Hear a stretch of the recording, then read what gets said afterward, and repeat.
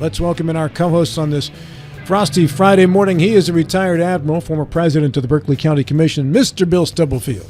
Good morning, Rob. And you forgot to introduce the most important function I have, the poke in the eye of the badger. That's what I should. That's why I'm here. Now, for those of you who don't know, the badger is Delegate Mike Height, who also co-hosts on Friday mornings. What happens before we go on the air is usually Bill will find a couple of things that get under Height's skin. Not about Bill, but about the society in general. And then the badger starts to go. And then by the time we start the show, there's froth coming. Yeah. It looks like a rabid badger instead of just a regular old badger. And I apologize because we were talking about other things and I forgot to do my assigned task. So Badger's going to be in a good mood today. Say good morning to him right now, Delegate Michael Height, a.k.a. the Badger. Good morning, sir. Good morning. It's great to be here. And best if I had your microphone up, too. There we go. Good morning. Yeah. No, it's better the way you first started. Hold on. Try that again, Mike. Keep your mic down. It's just the Bill Stubblefield co-hosting show. He was very civil up to this point. Now we're on the air, and now he's going to poke. That's where it gets started. Somebody's phone is on, by the way, because I can hear a little bit of audio coming out from one of your phones there. Let's welcome in our first guest. He is the Secretary of Agriculture in the state of West Virginia, Kent Leonhardt, U.S. Marine. Good morning, sir. How are you? Good morning, Rob and Bill and Mike. It's great to be on with you guys this morning. It looks like you're in a pretty good mood because you didn't get the badger problem. I still have an hour and a half to do it yet. Okay. Well, let's hope we keep it calm during this segment. Yeah. Okay? Do we have any badgers in West Virginia? Just the one, I think. But we don't have many, but we sure have an ugly one. Oh, that's not nice. That's not nice. Yeah. Pam Height's not going to be happy with you, Bill. Not at all. Get him, Pam. Kent, let's talk rainfall. There hasn't been a whole lot of it lately in the state, at least in these parts anyway. Where are we drought-wise in the state? I said this yesterday at a conservation meeting that the farmers need to be very proud of themselves and the whole ag community. We went through COVID, and we've been going through avian influenza for 3 years, which only the last one. Then we had a drought last year, and then we had a second drought again this year after a lot of flooding and heavy rains in the springs that built. And Kent, I think we lost you. That was a very quick appearance from the Secretary of Agriculture. See, that's what happens when you get the badger all worked up. He says, pull the plug. Of my department and the whole agriculture community and our partners with the USDA and the universities. It's been good. Kent, unfortunately, other than your first sentence, we lost most of the rest of it after we should be very proud of our farmers because your cell just dropped out completely. If you could, that yes. must be the satellite at the farm. Yeah, if you could, repeat again. that. Yes, sir. We should be very proud. The farmers should be very proud. We weathered COVID and we weathered avian influenza for 3 years instead of normally just one. We had a historic drought last year, and then we had floods this spring and drought again this year.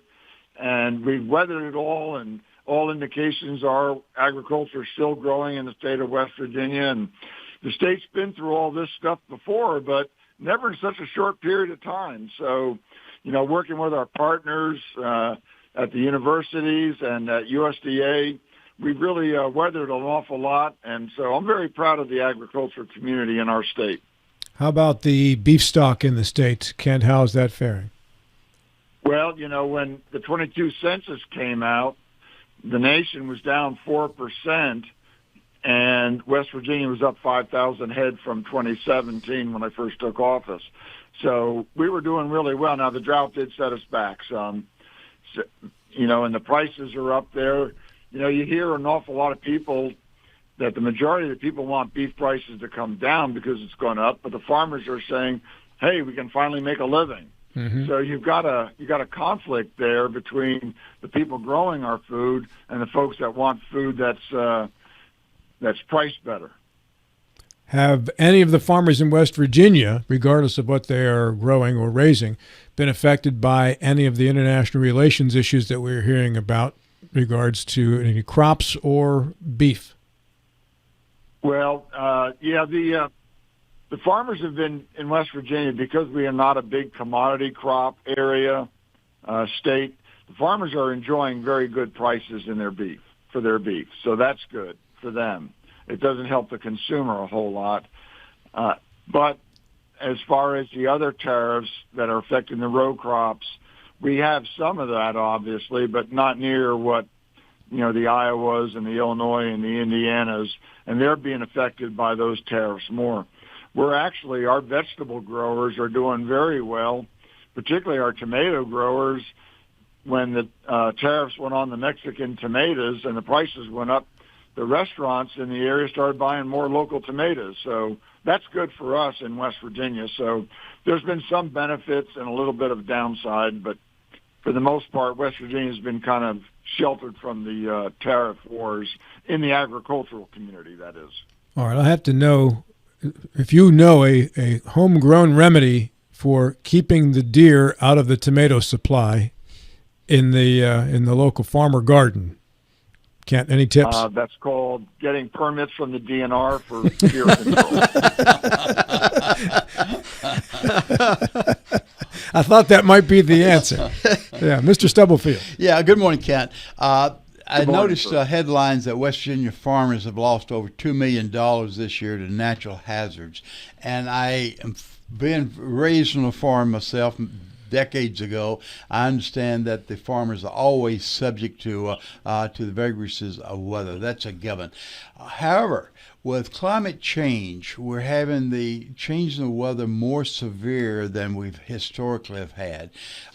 Do you see the farmers changing their practices more in line with the potential weather and weather challenges? Well, yes, there's been a lot of changes, and technology has entered into some of this. Part of the biggest problem that we have is the labor costs, and the labor rates set by the Department of Labor in Washington for those, particularly up in your area, the apple growers, the H-2A workers coming in. Those rates are set at by national, not necessarily by local, and so labor cost, input costs have been higher. So I do say the farmers have been hurt a little bit by the fertilizer prices that have been caught up in some of the tariffs, because a lot of our fertilizer, the non-organic fertilizers, is imported because we don't raise the potash or we don't mine the potash as much as we could because of a lot of regulations and all. So they have been hurt a little bit by there. So I'll correct myself a little bit there, but the prices on the crops itself hasn't been as big a deal for us. But you're right. But there has been changes in the weather, but the weather has changed from time immemorial, and farmers are resilient. We've done a very good job of adjusting.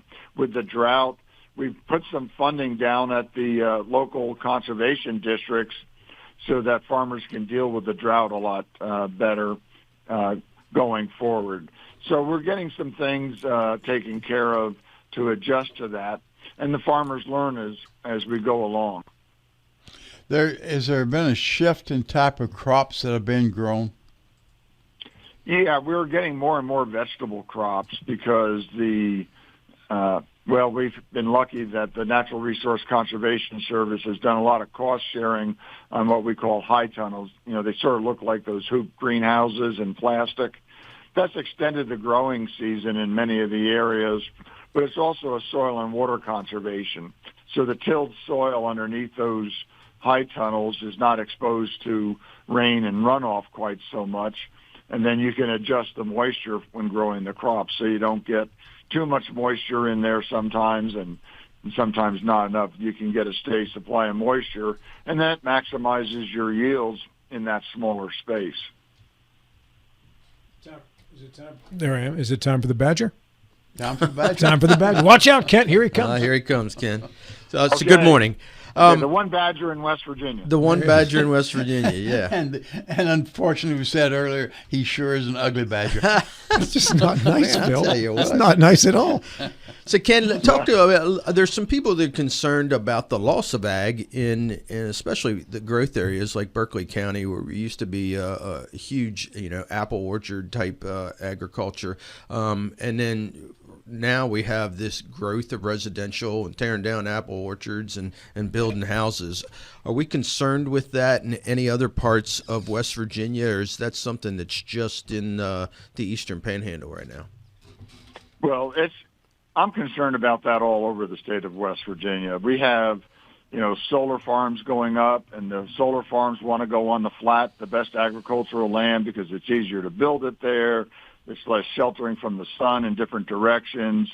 So obviously, cost effective and efficiency, the solar folks want to use those good agricultural lands. My concern is that if we shift away from those solar panels 30 years from now, what has it done to the ground? I mean, there are things in there that if a windstorm hits a solar panel and it breaks, it could be leaking into the soil and make it unusable. And then there's the restoration costs for all that later on. So yes, I'm very concerned about that. But here's where we get into where the legislators get involved, and that's where they make the decisions on what others can do. And this is a property rights thing. It's hard to tell a farmer that you can't do that if you're going to make more money building houses or putting solar panels in there. So we end up with a property rights issue, but I do get concerned. But again, like I said, in the 22 census, even with the loss of agricultural lands, showed us with an agricultural growth of about 27% in 5 years. So farmers are getting more efficient. They're getting new varieties that yield larger, where they're learning how to do things to feed the world. But eventually, if the population does double by 2050, the world population, that is, there's going to be some concerns. I also want to ask you about controversial lab situation that we, in West Virginia, we consolidated our labs. You were adamant that the ag lab should not be a part of that consolidation. And then there were some talks about where the ag lab was going to be. Has there been any definitive decisions made about where the ag lab's going to be and building a new ag lab for you? Well, right now there is the Governor Justice had put $50 million towards ag labs at West Virginia State University, and I've just had some recent conversations with West Virginia State University, and we're working with them to get their ag school started. And they had discussions with members of the House.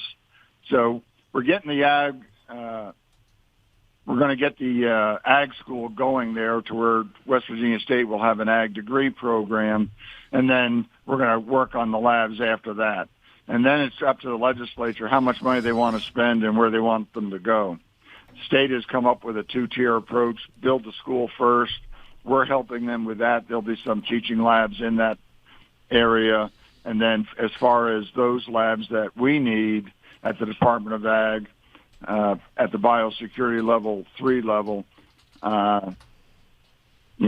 that's still under further discussion. But we don't have a definitive on anything yet. Until funds are there, it's difficult to do. Kent, looking at agriculture in a total sense, if I remember correctly, during the last campaign, there were some issues raised that we needed more processing plants, facilities in the state. Is that I didn't understand you. Yeah. Okay. During the campaign, I remember there was some discussion that we needed more processing plants, and I'm honestly forgotten what type of processing plants we're talking about. But we, as an agricultural community in total, are there some areas that we need to work on as far as the crop to the table spectrum? I thought it was more beef processing facilities. I was thinking it was beef processing. It was beef, one of the okay, big as things, opposed, particularly out in your region. Okay. Yes. Okay. Yeah, I was actually thinking it was crops as well, but it could well be. I think it was beef. Have we made any progress there, either Delegate Height or Secretary Leonhardt? No, we haven't made any progress. We had we've got more beef processing facility, or I should say meat processing, not just beef, because they do lamb and pork and goats as well. But we've gotten them in other parts of the state, but we haven't gotten them over in your region. One of the regions, we have two inspection programs in the state. One is a state inspection program, and then there's those that are USDA inspected. USDA inspections are allowed to go across state lines, whereas state inspection, which is a little less expensive to get started, is not allowed to go across state lines for the sale of processed beef. I've been fighting that since I've been in office in Washington.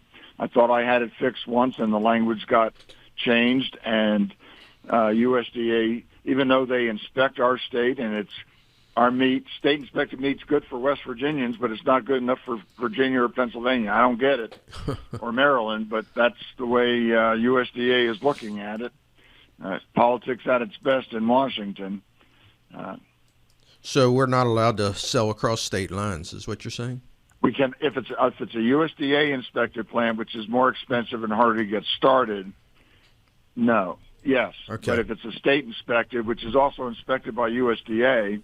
And I've got 30 years saying that we're the equivalent of, but we're not the same as. and that's the language that they use to keep us from doing it. Quite frankly, I think it's a lot of the larger meat processing facilities in the Midwest that don't want the competition. What is the difference between equivalent and same as? In my mind, nothing. Okay. But USDA has not allowed us to go across state lines. It is fall season, so there are festivals everywhere. We had, of course, our Apple Harvest Festival here recently. Have you been attending festivals around the state, Kent? Yes, actually, I've been out in your region the last 2 weekends. Last weekend, I got the privilege to crown your Apple Harvest Festival Queen Pomona, the 46th. And I went to their gala the night before, and so that was a wonderful event. And I was at your Breeders' Cup Classic over there at Charlestown Races the weekend before, celebrating a lot of the horse racing industry. I was also at the Forest Festival and participated in the coronation there. I get to as many of them as I can during the year. I cannot get to all of them. It's 117 of them. Around the state, wow. So it gets a little bit difficult. But we also are participating as a department in a lot of those. When they have the sales of the livestock, our animal health people are there making sure there's no diseases. We also, my deputy commissioner will go out sometimes, and other members of the staff will be at these fairs and festivals representing the department. We set up educational tables like we did at the Pumpkin Festival, as well. So we're out there. It's just not always me. What are you looking towards legislatively in January, Kent, in regards to anything for farmers? We had the labs is one of the big things, and that's pretty much the major item is our budget. We've been operating, and I just gave my presentation to the governor's budget folks, and we are at a 2,000. If you take all the programs that have been added since 2008 and take those programs off, like Cedar Lakes Conference Center was added, the Veterans and Heroes Agriculture Program was added, Class A dairy was added since then. You take those programs and those dollars out, my general revenue budget is below the 2008 level.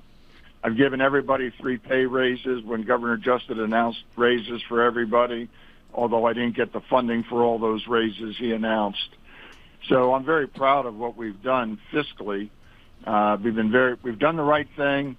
I told them I'm out of fat, and I hope I don't get punished with a 2% cut for doing the right thing all these years.